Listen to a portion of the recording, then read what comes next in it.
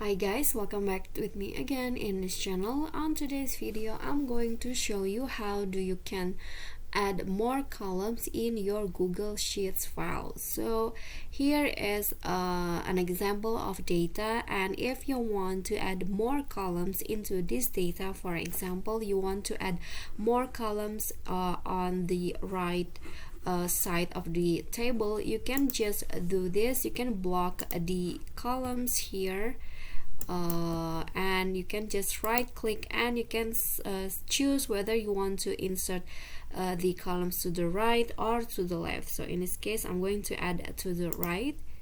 Okay, as you can see here, the columns has been added into the right side of the table. But if you want to add for example a column in between these two tables,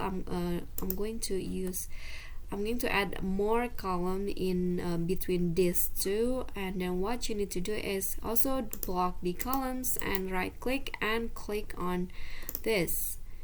But if you want to add more than one column, you can also do this and right click again and click this.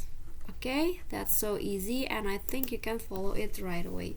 Okay, so that's all for me. If you got any question, feel free to drop it in a comment, and if you think this video is helpful, don't forget to click like and also subscribe for more contents. I'll see you all in the next video. Bye.